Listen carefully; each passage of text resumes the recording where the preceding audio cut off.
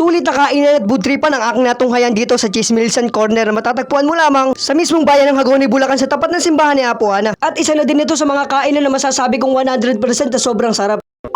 Nandito ako ngayon sa isang sikat na kainan na Chismilsan kung tawagin na matatagpuan mo lamang sa mismong kabayanan ng Hagonoy, Bulacan sa tapat lamang ng simbahan ni Apo Ana. Bukod sa masasarap ang mga pagkain dito ay talaga namang masisigurado mo makakapag-enjoy ka at makakapag-relax. At isa ka ba sa mga napapaisip kung bakit Chismilsan ang tawag dito? Dahil ang pangalang ito ay hango sa mga nagkalat na marites noong pandemic. At ito nga pala ang kanilang mga nagsasarapang mga menu kagaya nitong pork sisig, chicken katsu curry, carbonara with chicken, sausage bacon rice bowl, tonkatsu hakata ramen, nachos overload, boy Korean egg drop ham, at rendon egg drop pork plus. At para naman sa ating mga panulak ay meron tayo ditong buko pandan milk tea, lychee fruit soda, mango graham, at caramel cappuccino hot. At sinimulan ko nang tikman ang kanilang pork sisig na talaga namang napakanilamlam at sulit na sulit talaga. At dito ay napaka-creamy ng kanilang sisig. May kasamahan ng one rice at syempre sunny side up egg. At dito naman tayo sa kanilang chicken katsu curry na talaga namang napakalinamnam ng sauce at meron pang kasamahan niya na vegetable sa ibabaw. First bite po tayo dito sa kanilang chicken katsu curry, talaga namang napaka-crispy ng kanilang chicken. At syempre yung vegetable nila merong mayonnaise, talaga namang napakasarap. At dito naman tayo sa kanilang creamy carbonara, merong one piece chicken na talaga namang napakanilamlam at napakatama talaga ako sa sobrang sarap.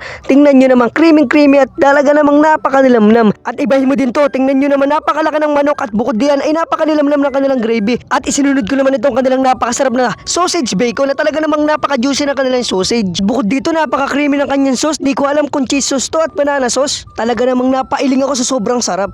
At meron din sila ditong tonkatsu ramen na talaga namang napakasarap at talaga namang bagay na bagay ngayong magpapasko at malamig ang panahon. At talaga namang napakarami ng serving, mapablogger ka man o hindi. Di ko inakala sa ramen na ito na napakasarap at talaga namang palang napakarami nitong sahog. At meron din pala sila ditong nachos overload na talaga namang overload sa sarap, overload sa dami ng cheese at talaga namang mag-i-enjoy ka sa pagkain nito dahil sa napakaraming serving. Bibihira ang ganito mga pagkain kaya naman talaga namang hako sa loob ng kainang ito dahil tingnan nyo naman yung nachos, punong-puno ng cheese at talaga namang nag-uumapaw sa sarap. Grabe, hindi ko akalain na ganito pala ang laman nito. Akalain ko ay simpleng hamburger lamang. At syempre hindi nagpahuli ang rendon egg drop pork plus na talaga namang isa rin sa nag-uumapaw na cheese. Tingnan nyo naman, napaka-creamy at napakalaki. Hindi ko maisubo sa sobrang laki. At meron pang kasamahang lettuce yan sa loob. Yun lamang ulit nakatikim nito kaya naman talagang sinulit ko na ang pagkain nito. At dahil tapos sa laban na nakainan ay meron tayo ditong panulak na lychee fruit soda na talaga namang napakasarap at meron pang nata sa loob.